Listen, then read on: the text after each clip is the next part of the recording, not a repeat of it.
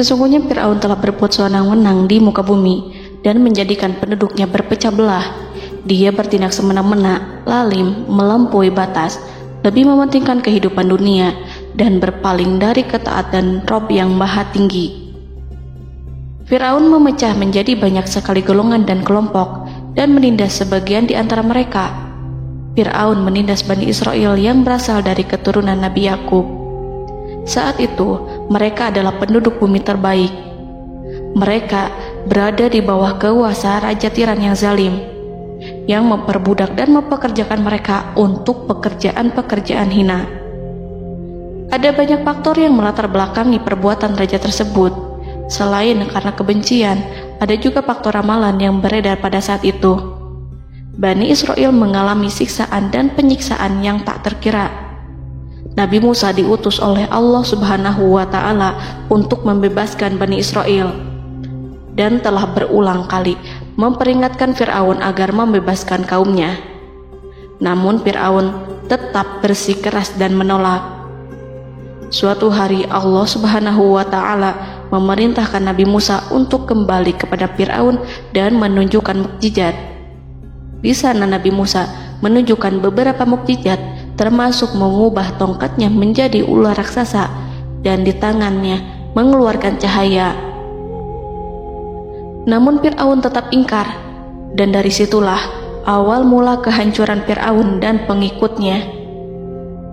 Tentang bagaimana detail kisah lengkapnya serta kelanjutan nasib Fir'aun, dari mana awal mula keangkuhan Fir'aun sampai mengakui dirinya sebagai Tuhan, serta dari mana sumber kekayaan Fir'aun yang sampai penasihatnya saja Qorun bisa membangun istana megah, akan dibahas lengkap di sini.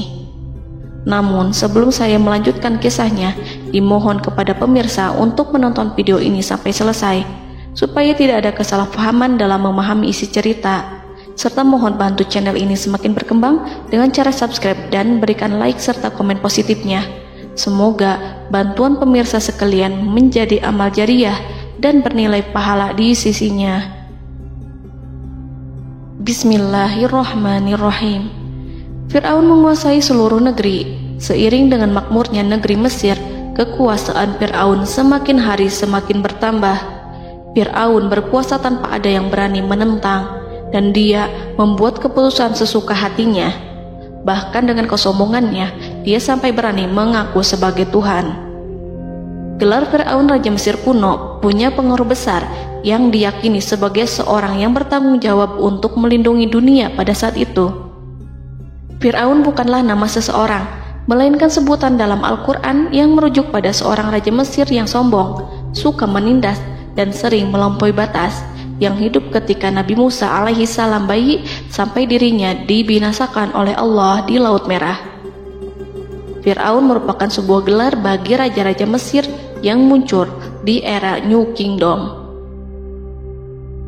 Pendapat Syekh Abdurrahman As-Sadi mengatakan bahwa Fir'aun merupakan gelar yang diberikan kepada raja-raja Mesir, sebagaimana Raja Babil disebut Namrud, Raja Habasyah disebut An-Najasyi, Raja Yaman disebut Al-Qil, atau Raja Persia yang disebut Kisra, penguasa Roma yang dijuluki Kaisar.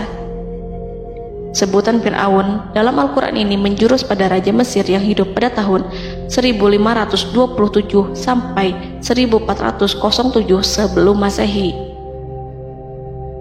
Fir'aun dikhususkan untuk menyebut penguasa Mesir yang membangkang dan tidak beriman kepada Allah Subhanahu wa Ta'ala. Sedangkan yang beriman kepadanya dikenal dengan nama Malik, yang saat itu hidup di zaman Nabi Yusuf alaihi salam. Sebagian ahli sejarah mengatakan bahwa penguasa Mesir pada masa Nabi Yusuf disebut Al-Malik atau Raja, tidak disebut Fir'aun, karena kedua penguasa ini berbeda asal daerahnya. Penguasa Mesir pada masa Nabi Yusuf berasal dari Mesir pesisir, sehingga mudah untuk menerima perubahan.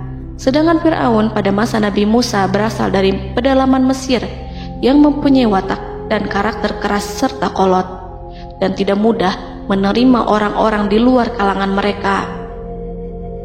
Dari keterangan di atas dipahami kenapa penguasa Raja Mesir pada masa Nabi Yusuf percaya kepada Nabi Yusuf dan mengikuti agama Nabi Yusuf, yaitu Islam. kemudian diikuti oleh rakyatnya. Sebagian ahli sejarah menyamakan Fir'aun dengan Mas'ab ibnu Royan. Ada pula yang menyatakan bahwa Fir'aun anaknya Walid ibnu Mas'ab ibnu Royan dari salah satu kaum Ad. Para Fir'aun Mesir kuno memperoleh kekayaan dan membangun kerajaan mereka yang megah melalui berbagai sumber. Beberapa sumber utama kekayaan dan pembangunan kerajaan Fir'aun adalah sumber daya alam. Mesir kuno diberkati dengan sumber daya alam yang melimpah, termasuk emas, tembaga, dan batu mulia yang ditambang dari wilayah gurun dan lembah. Sungai Nil juga menyediakan tanah yang subur untuk pertanian yang menjadi dasar ekonomi Mesir kuno. Air yang sangat penting ini memungkinkan kota-kota tumbuh di tengah gurun. Lonjakan air dan nutrisi itu mengubah lembah Nil menjadi tanah pertanian yang produktif. Menurut Organisasi Pangan dan Pertanian PBB, petani Mesir kuno adalah salah satu kelompok pertama yang melakukan pertanian dalam skala besar, menanam tanaman makanan seperti gandum, serta tanaman industri seperti rami untuk membuat pakaian. Sungai Nil mengalir ke utara sejauh 4.160 mil dari timur tengah Afrika ke Laut Tengah, yang memberikan Mesir kuno tanah subur dan air untuk irigasi. Untuk memaksimalkan pemanfaatan air Sungai Nil, petani Mesir kuno mengembangkan sistem irigasi cekungan. Mereka membangun jaringan tanggul berbahan tanah untuk membentuk cekungan. Kemudian mereka menggali saluran untuk mengarahkan air banjir ke dalam cekungan, di mana air akan menggenang selama sebulan hingga tanah jenuh dan siap untuk ditanami. Selain itu, Sungai Nil dapat dimanfaatkan untuk mengangkut material proyek-proyek konstruksi.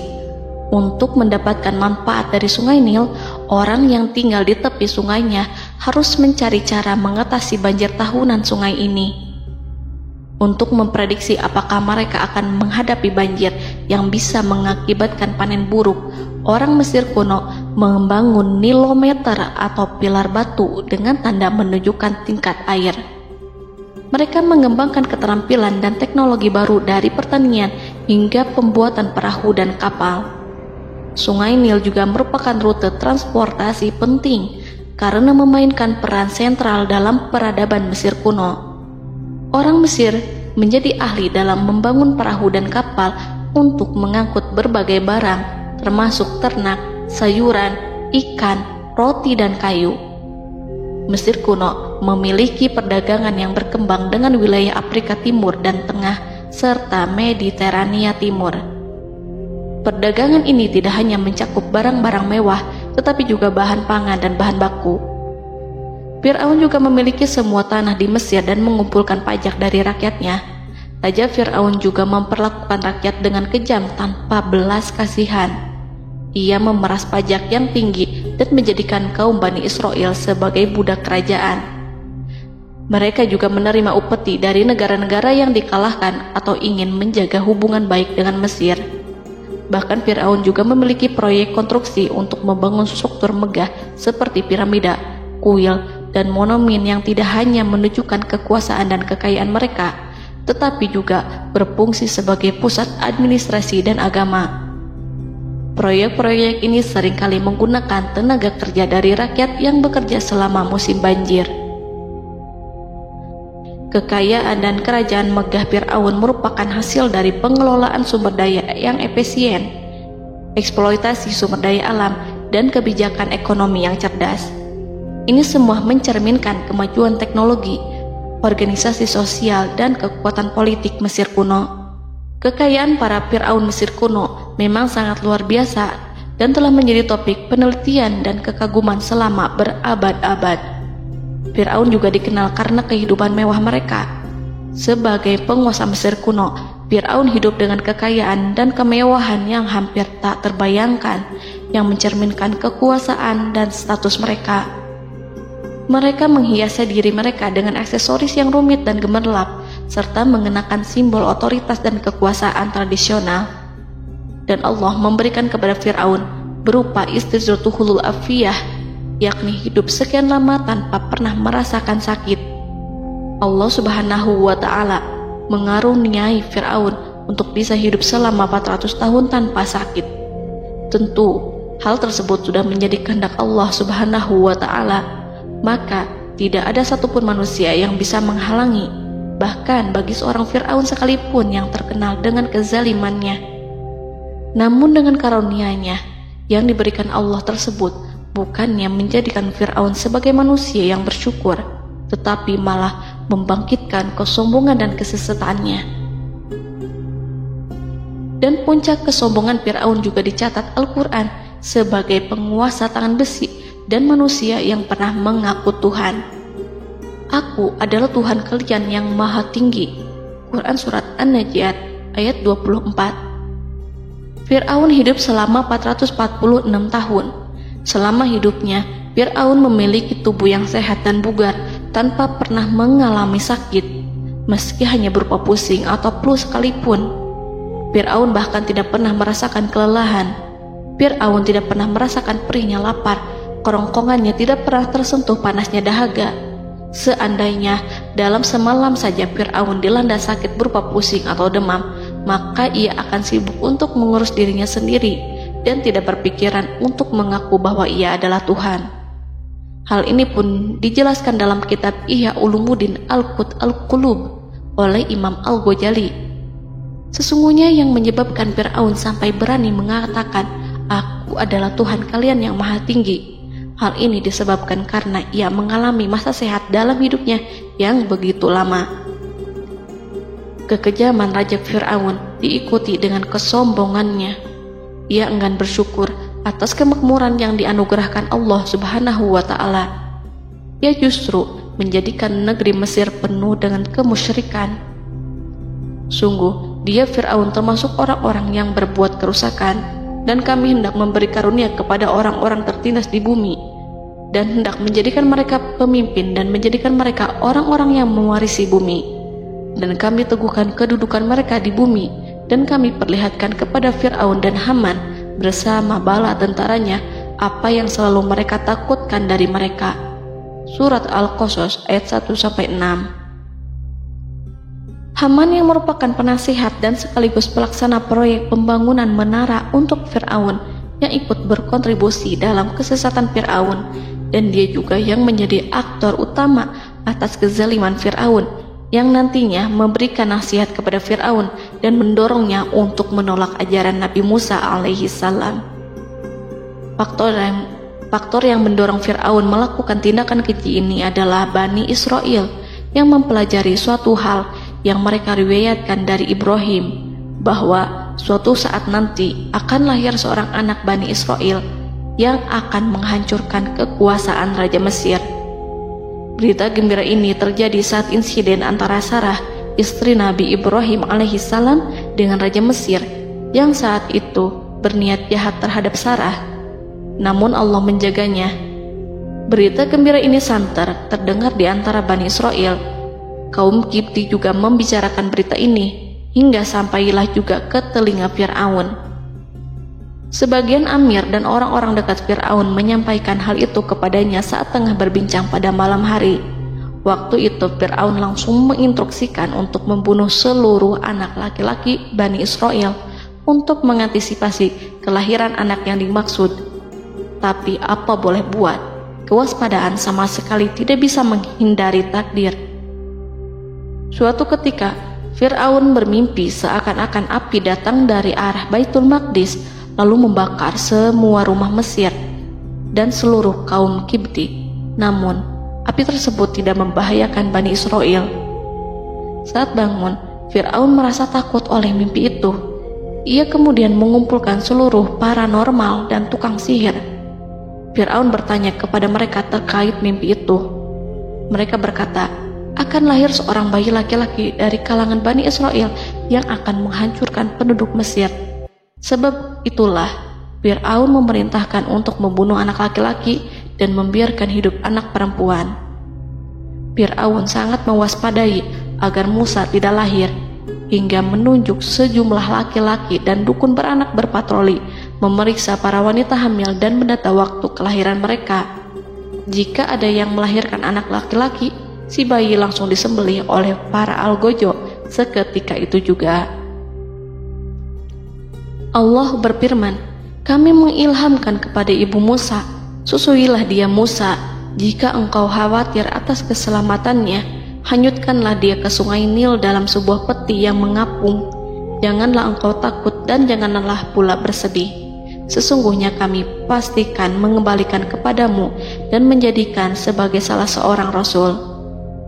Surat Al-Qasas ayat 7. Pada saat itu, ibu Musa yang bernama Ayah Rika, ada juga yang menyebut Ayah Zakat, merasakan kesedihan yang amat dalam dan sudah mengantisipasi sejak pertama kali mengandung Musa. Kehamilannya ini memang tidak terlihat. Harun lahir pada tahun ketika hukuman mati bagi lelaki tidak berlaku, sementara Musa lahir pada tahun di mana bayi laki-laki harus dibunuh. Saat melahirkan, ibunya mendapat ilham agar Musa kecil diletakkan di dalam peti yang diikat dengan tali. Rumahnya tepat di hulu sungai Nil. Ia menyusui Musa, kemudian ketika khawatir pada seseorang, ia meletakkan Musa di peti itu, lalu dilepaskannya ke lautan, sementara talinya tetap dipegang. Setelah semua orang pergi, ia tarik kembali peti itu. Namun suatu hari, ibu Musa melepaskan peti itu, tetapi dia lupa tidak mengikatnya dengan tali, sehingga peti berisi Musa kecil itu hanyut bersama aliran sungai Nil hingga melintas tepat di depan istana Fir'aun. Selir-selir Fir'aun itu memungut peti dalam kondisi tertutup rapat. Mereka tidak berani membukanya. Peti itu kemudian diletakkan di depan istri Fir'aun, Asiyah binti Muzahim. Ada pendapat yang mengatakan bahwa Asiyah berasal dari Bani Israel dari keturunan Musa. Saat membuka penutup peti dan menyingkap tirai penutupnya, Asiyah melihat wajah Musa kecil memancarkan sinar-sinar nubuah kemuliaan. Begitu melihatnya, Asiyah langsung jatuh hati dan sangat mencintainya. Saat Fir'aun tiba, ia berseru, "Apa ini?" Kemudian ia memerintahkan untuk menyembelihnya, tetapi sang istri meminta agar bayi tersebut diberikan kepadanya.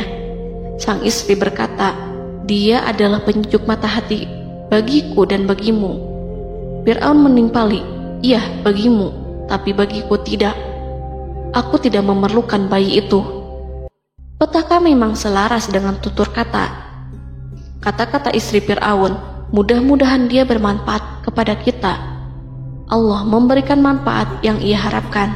Di dunia, Allah memberikan hidayah padanya melalui sosok Musa, dan di akhirat, Allah menempatkan dia di surganya karena Musa.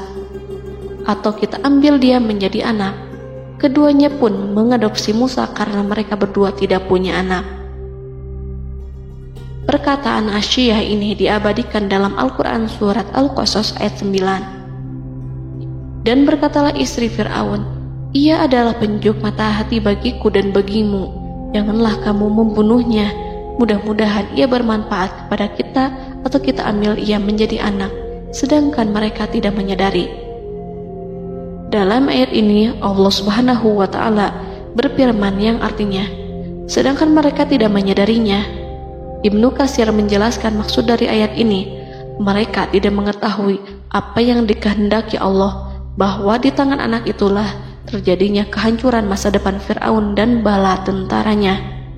Mereka tidak mengetahui hukuman besar Allah yang dikehendaki terhadap Fir'aun dan pasukannya. Mereka tidak tahu bahwa Allah menakdirkan mereka untuk memungutnya. Saat Musa tinggal di kediaman Fir'aun, pihak keluarga ingin menyusuinya. Namun Musa tidak mau menerima susu wanita manapun. Ia juga tidak mau makan, hingga mereka dibuat bingung karenanya. Mereka berusaha sebisanya untuk memberi Musa makan, namun Musa tidak mau. Seperti yang Allah sampaikan dalam surat Al-Qasas ayat 12. Dan kami cegah dia Musa menyusu kepada perempuan-perempuan yang menyusuinya sebelum itu. Mereka kemudian mengirim Musa bersama para dukun beranak dan sejumlah wanita ke pasar. Mungkin Musa mau menyusu pada seorang wanita di sana. Saat semua orang berdiri di hadapan Musa, saudari Musa melihatnya. Ia tak memperlihatkan sikap seakan-akan mengenal bayi yang sebenarnya adalah adiknya. Mereka kemudian pergi bersama saudari Musa itu ke kediaman Musa. Musa kecil kemudian digendong ibunya untuk menyusui bayi itu. Bayi yang tidak lain adalah anaknya sendiri, langsung menyusu dengan lahap. Melihat hal itu, mereka merasa sangat puas dan gembira. Mereka pun melaporkan peristiwa yang sangat menggembirakan itu kepada Asia. Asia meminta agar perempuan yang tidak lain adalah ibunya Musa itu untuk menetap bersamanya dan memohon kebaikan serta kesediaannya. Namun, perempuan itu menolaknya seraya berkata, "Sesungguhnya aku mempunyai suami dan anak-anak yang tidak bisa aku tinggalkan. Akan tetapi, aku siap melakukan jika bayi itu dibawa kepadaku ke rumahku." Akhirnya Asia mengutus ajudan kerajaan untuk menyerahkan bayi itu kepada ibunya Musa untuk disusui secara rutin. Asia kemudian memberikan berbagai macam fasilitas kepada ibu Musa berupa biaya nafkah sehari-hari, pakaian-pakaian bagus, dan beberapa hadiah istimewa yang lainnya sebagai kompensasi upah menyusui bayi itu. Akhirnya Musa kecil kembali ke pangkuan ibunya dan berada di bawah asuhannya. Allah telah menyatukan kembali bayi yang bernama Musa itu dengan ibunya sendiri. Fir'aun tidak akan menyangka jika Allah telah mempersiapkan sesuatu yang besar lewat kehadiran Musa kecil di kerajaannya. Sang Raja bengis lagi terpedaya oleh banyaknya pasukan yang dimiliki, kekuasaan, dan luasnya kerajaan yang maha agung yang tak terkalahkan, dan takdirnya tak bisa ditentang. Allah telah memutuskan bahwa bayi itu yang dia dan pengikutnya waspadai keberadaannya itu hingga dengan bengis membunuh banyak sekali nyawa yang tak terhitung jumlahnya.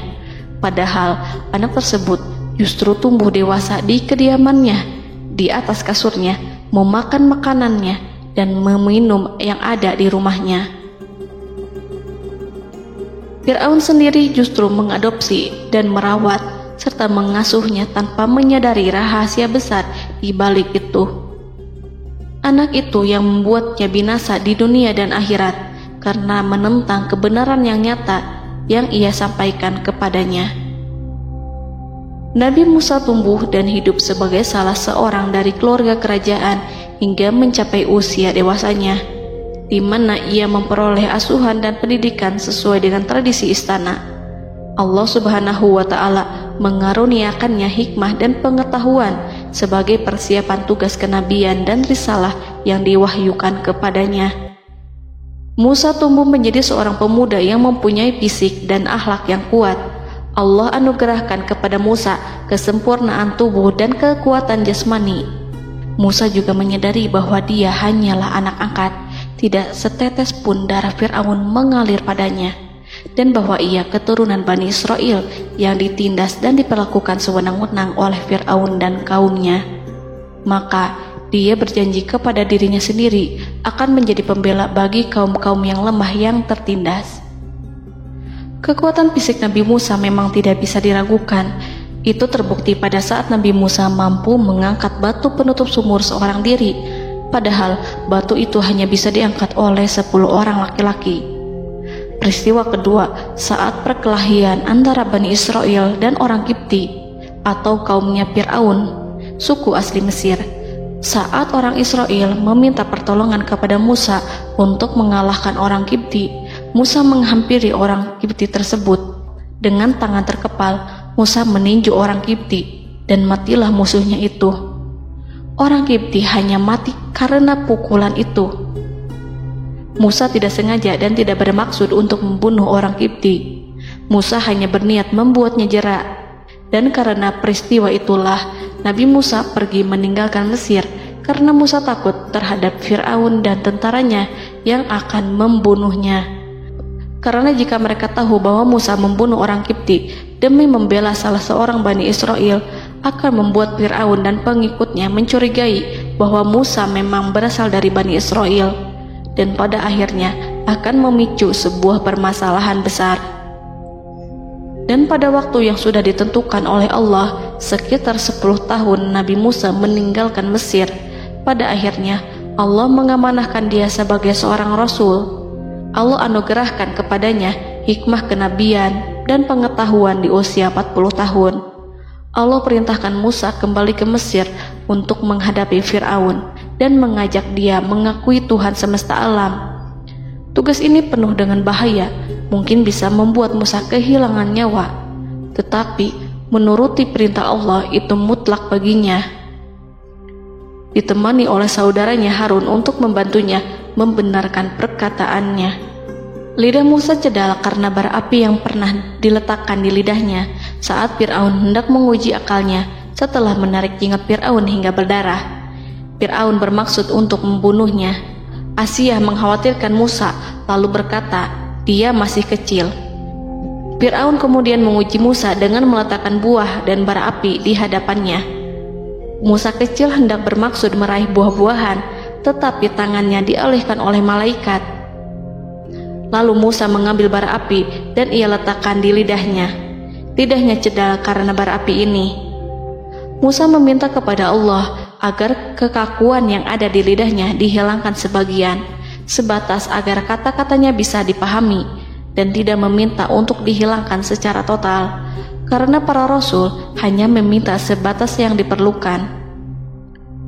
Pergilah kamu kepada Fir'aun, karena dia benar-benar telah melampaui batas, maka berbicaralah kamu berdua kepadanya dengan kata-kata yang lemah lembut. Mudah-mudahan dia sadar atau takut. Quran Surat Toha ayat 42-43. Ini merupakan sifat santun dan kasih sayang serta rahmat Allah terhadap makhluknya, meski Allah mengetahui kekafiran dan kesewenang-wenangan dan kesombongan Fir'aun. Bersama Harun, Musa mendatangi Fir'aun setelah menemui beberapa rintangan yang lazim ketika akan menemui raja pada waktu itu. Pertemuan Musa dan Harun juga dihadiri oleh beberapa anggota pemerintahan dan penasihat. Bertanyalah Fir'aun kepada mereka berdua, siapakah kalian berdua ini? Musa menjawab, kami Musa dan Harun adalah pesuruh Allah agar kamu membebaskan Bani Israel dari perbudakan dan penindasanmu, dan menyerahkan mereka kepada kami, agar mereka menyembah kepada Allah dengan leluasa dan menghindari siksaanmu. Fir'aun segera mengenal Musa dan berkata kepadanya, bukankah engkau Musa yang sudah kami asuh sejak bayimu, dan kami asuh dalam istana sampai usia remajamu, dan mendapat pendidikan serta pengajaran yang menjadikan engkau pandai? Dan bukankah engkau yang melakukan pembunuhan terhadap diri daripada seorang dari golongan kami? Sudahkah engkau lupa terhadap itu semua dan tak ingat akan jasa kami kepadamu? Musa menjawab, bahwasannya engkau telah mengurus aku sejak kecil. Itu bukanlah jasa yang dapat kamu banggakan, karena jatuhnya aku pada tanganmu akibat dari kekejaman dan kezalimanmu tatkala engkau memerintah agar orang-orangmu menyembelih setiap bayi laki-laki yang lahir, sehingga ibuku membiarkanku mengapung di sungai Nil dan aku dipungut oleh istrimu, sehingga selamatlah aku dari pengejaranmu dan penyembelihanmu.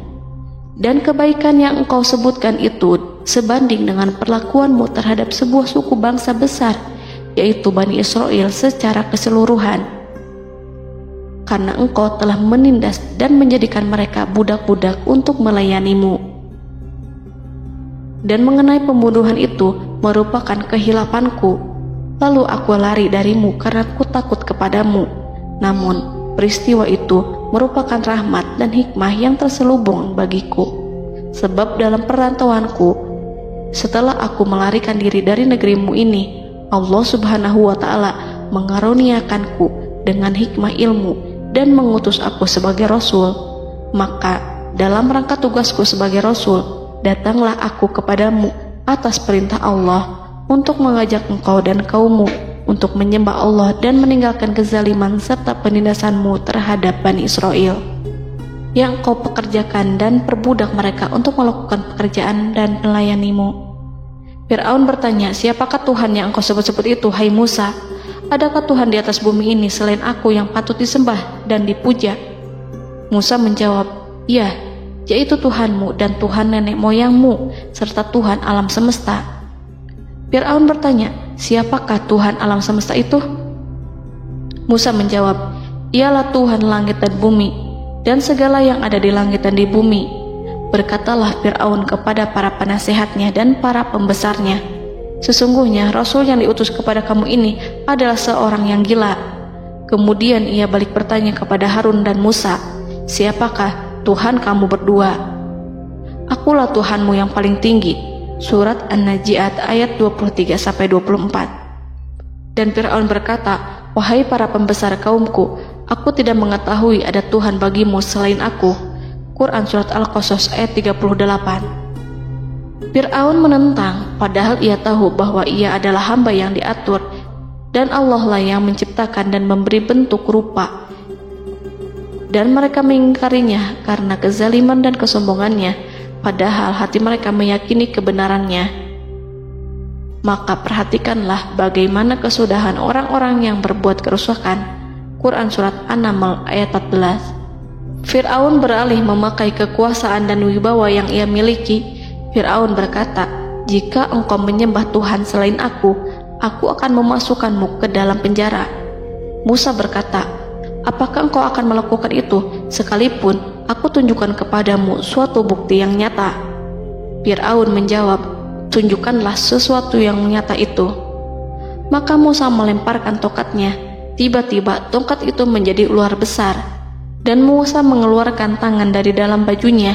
Tiba-tiba tangan itu menjadi putih bercahaya. Saking ketakutannya hingga membuat Fir'aun terkena diare, dalam sehari lebih dari 40 kali buang air.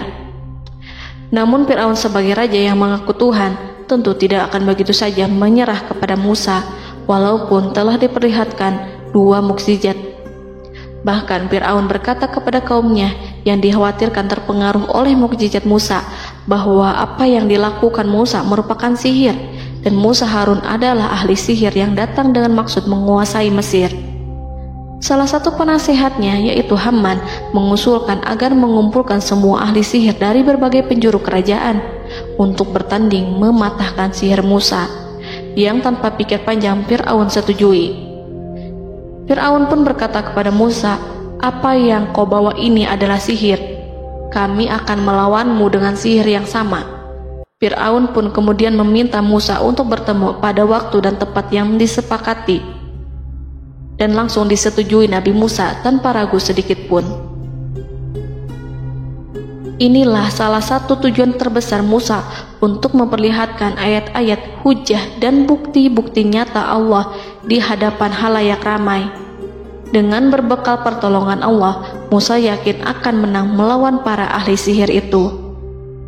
Maka pada waktu yang sudah ditetapkan, yakni pada permulaan hari, saat cahaya matahari mulai terik menyengat, sehingga kebenaran akan terlihat lebih jelas dan nyata, orang-orang berbondong-bondong menuju tempat yang sudah ditentukan untuk melihat pertandingan sihir yang sudah dihadiri ribuan tukang sihir. Menurut Muhammad bin Ka'ab, mereka berjumlah 80.000 ahli sihir. Mereka sudah dijanjikan hadiah dan uang yang besar jika berhasil mengalahkan Musa. Para penyihir istana berkata, wahai Musa, apakah engkau yang mau lebih dahulu ataukah kami? Musa menjawab, silahkan kalian lebih dahulu. Maka ketika tali-tali dan tongkat-tongkat ahli sihir dilemparkan, tiba-tiba berubah menjadi seakan-akan ia merayap cepat karena sihir mereka. Ada rasa takut yang menyelimuti hati Musa, takut jika orang-orang terkena fitnah sihir dan tipu daya mereka.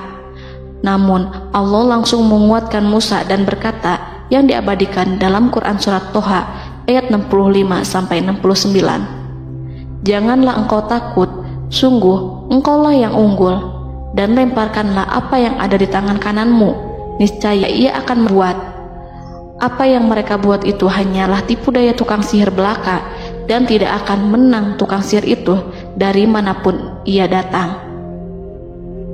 Saat Musa melemparkan tongkat, tongkat itu berubah menjadi ular besar yang memiliki kaki, berleher besar, dan bentuk yang menakutkan, hingga semua orang lari dan menjauh. Ular itu kemudian menelan tali-tali para tukang sihir dengan satu persatu dengan gerakan super cepat. Semua orang melihatnya dengan penuh keheranan, sementara para tukang sihir mereka tercengang dan bingung kala melihatnya. Mereka melihat sesuatu yang sama sekali tidak pernah terlintas di benaknya dan juga berada di luar bidang yang mereka kuasai. Saat itulah mereka tahu pasti bahwa yang mereka lihat itu bukanlah sihir, sulap, khayalan ilusi ataupun kebohongan semata, tetapi sebuah kebenaran yang hanya bisa dilakukan oleh Yang Maha Benar, yang mengutus mukjizat tersebut dengan benar. Allah menyingkap tabir kelalaian dari hati mereka, menyinarinya dengan petunjuk yang Ia ciptakan dan menyingkirkan gumpalan keras di hatinya. Mereka segera bertaubat dan tunduk sujud kepadanya. Dengan lantang mereka mengatakan kepada semua yang hadir tanpa memperdulikan hukuman ataupun siksaan apapun, "Kami beriman kepada Rob seluruh alam, yaitu Tuhannya Musa dan Harun." Fir'aun yang congkak dan sombong tentu sangat marah dengan apa yang disaksikannya itu ketika melihat ahli-ahli sihirnya begitu cepat menyerah dan mengakui kekalahan kepada Musa, bahkan menyatakan beriman kepada Tuhan Musa dan Harun. Tindakan itu dianggapnya sebagai pelanggaran terhadap kekuasaannya dan penentangan terhadap ketuhanannya dan merupakan tamparan bagi kewibawaannya. Fir'aun berkata kepada mereka, "Apakah kalian telah beriman kepada Musa sebelum aku memberi izin? Kenapa kalian tidak terlebih dahulu bermusyawarah kepadaku sebelum melakukan tindakan keji di hadapan rakyatku ini?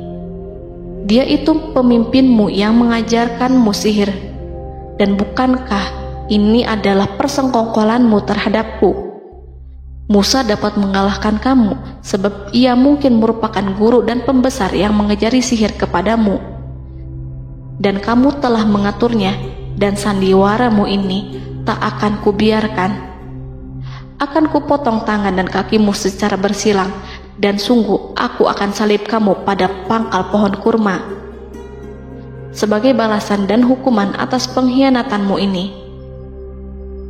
Walaupun melihat langsung kebenarannya, Fir'aun tetap tidak percaya.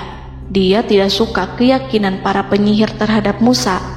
Para penyihir itu yang telah mengakui keimanan mereka kepada Allah tak merasa gentar ataupun takut, karena ketika para tukang sihir itu sujud, mereka melihat rumah dan istana-istana di surga yang telah dipersiapkan untuk mereka. Semuanya dirias untuk menyambut kedatangan mereka. Karena itu, mereka tidak peduli dengan ancaman Fir'aun. Setelah peristiwa kekalahan penyihir Fir'aun dengan mukjizat Nabi Musa itu, Fir'aun serta penasihat dan para pembesarnya, termasuk Haman, merencanakan penindasan yang lebih kejam untuk kaum Bani Israel dan merencanakan pembunuhan terhadap Nabi Musa. Fir'aun khawatir jika gerakan Musa tidak diapatahkan akan mengancam kerajaan dan kewibawaannya yang mengaku sebagai Tuhan. Walaupun sudah diingatkan oleh orang mukmin dari kalangan keluarga Fir'aun agar tidak membunuh Nabi Musa dan menyeru kembali menuju jalan yang benar dan mengingatkan kepada akibat yang buruk yang akan didapati nanti, namun Fir'aun dan penasihatnya tetap berada pada kesesatan. Sebagai balasannya, Allah menghukum Fir'aun dan penduduknya dengan kekeringan dan penyakit yang bertahun-tahun karena menolak Rasulnya. Mereka dilanda banjir bandang, darah yang bercampur dengan seluruh air yang ada. Setiap kali mereka akan mengambil air, baik air sumur ataupun air sungai Nil, pasti akan berubah menjadi darah segar. Serbuan belalang pun tidak bisa mereka hindari. Belalang menghinggapi tanaman hingga tak menyisakan satupun buah, daun ataupun rumput.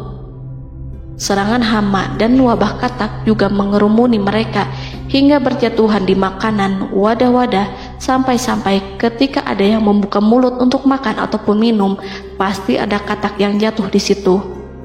Semua hukuman itu hanya menimpa Fir'aun dan pengikutnya, sama sekali tidak menimpa Nabi Musa dan Bani Israel. Namun mereka tidak belajar ataupun berubah, mereka tetap saja kafir dan hanyut dalam kejahatan. Setiap kali Allah timpakan hukuman kepada Fir'aun dan pengikutnya, mereka bersumpah dan berjanji kepada Musa untuk beriman. Namun ketika hukuman itu dihilangkan, mereka ingkar janji berpaling dan kembali kepada keburukan seperti sedia kala. Dari semua penderitaan ini, Allah perintahkan Musa membawa pengikutnya keluar dari Mesir, memulai perjalanan berbahaya antara hidup dan mati. Setelah mengetahui keberangkatan Nabi Musa dan Bani Israel, Fir'aun bersama tentaranya bergerak untuk membantai mereka. Dengan pasukan besar yang berjumlah lebih dari 1.600.000 personil, ditambah 100.000 ekor kuda berwarna hitam legam, Fir'aun berhasil mengejar rombongan Nabi Musa yang saat itu berjumlah 600.000 prajurit di pantai Laut Merah saat matahari terbit. Pasukan Fir'aun mengepung mereka dari semua arah. Di belakang mereka ada tentara Fir'aun yang kejam, sementara di hadapan mereka Laut Merah yang membentang luas. Kala situasi kian genting dan Fir'aun beserta seluruh pasukannya mendekat dengan kesungguhan hati, diperkuat dengan persenjataan, juga dengan amarah dan kedengkian, penglihatan tidak menetap mengarah ke suatu tujuan, dan hati naik menyesak sampai ke tenggorokan. Saat itulah Yang Maha Penyantun lagi kuasa, Rob Arsy yang mulia, mewahyukan kepada Musa, "Pukullah laut itu dengan tongkatmu." Maka tatkala Musa memukulkan tongkatnya ke lautan, laut itu pun terbelah.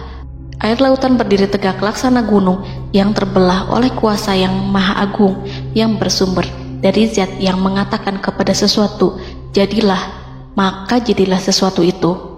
Allah memerintahkan angin barat untuk menyapu kerikil-kerikil hitam lautan, hingga dasar lautan berubah menjadi tanah yang kering, yang tidak melekat pada kaki-kaki kuda dan hewan.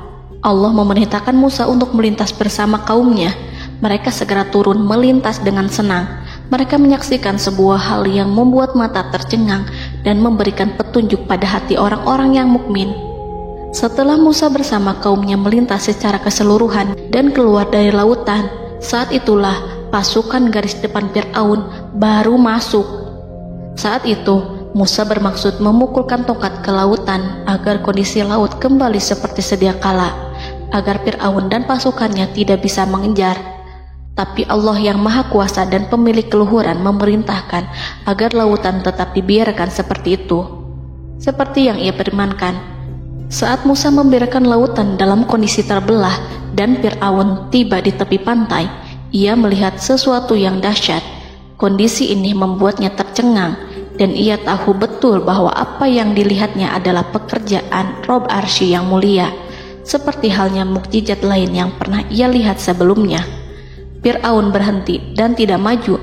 Ia menyesal karena mengejar Bani Israel dalam situasi seperti ini.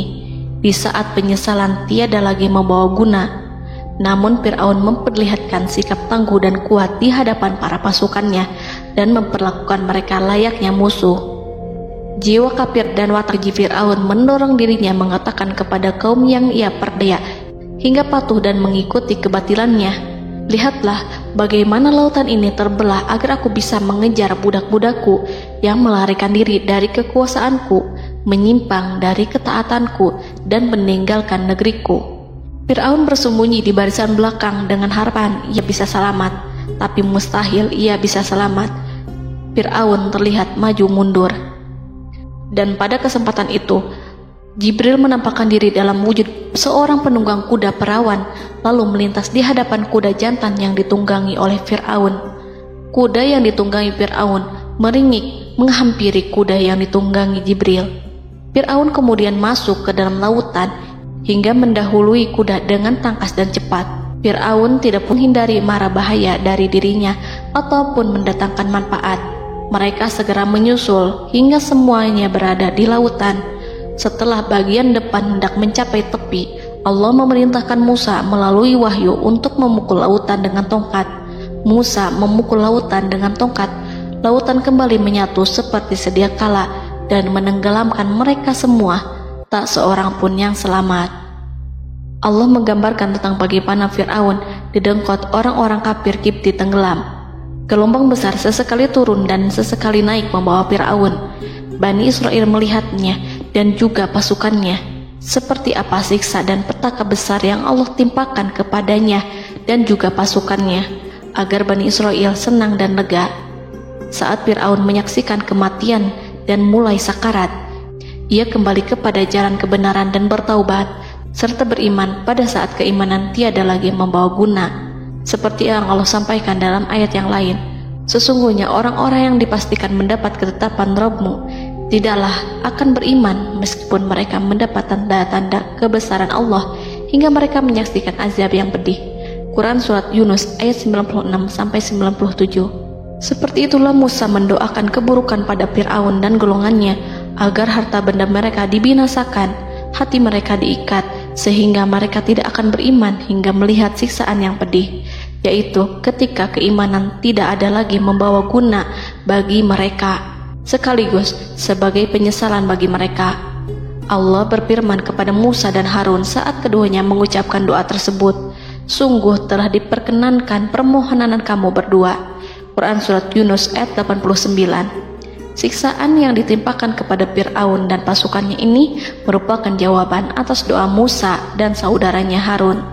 Dalam hadis riwayat Imam Ahmad, Rasulullah Shallallahu Alaihi Wasallam bersabda, saat Fir'aun berkata, aku percaya bahwa tidak ada Tuhan melainkan Rabb yang dipercaya Bani Israel, Jibril berkata kepadaku, wahai Muhammad, andai kau melihatku saat mengambil pasir lautan, lalu aku sumpalkan ke mulutnya karena khawatir jika rahmat menghampirinya.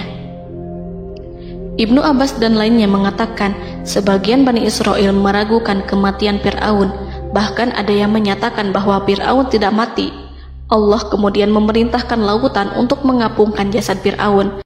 Maka pada hari ini kami selamatkan jasadmu, yaitu dengan mengenakan baju perang yang dengannya kau dikenali, agar engkau dapat menjadi pelajaran bagi orang-orang yang datang setelahmu, yaitu agar kau menjadi bukti bagi Bani Israel atas kekuasaan Allah yang membinasakan Fir'aun. Karena itu, sebagian salaf membaca, kemungkinan yang dimaksud adalah kami menyelamatkan jasadmu beserta baju perangmu agar kau menjadi pelajaran bagi orang-orang setelahmu dari kalangan Bani Israel, dan mereka tahu bahwa kau telah binasa. Wallahu a'lam.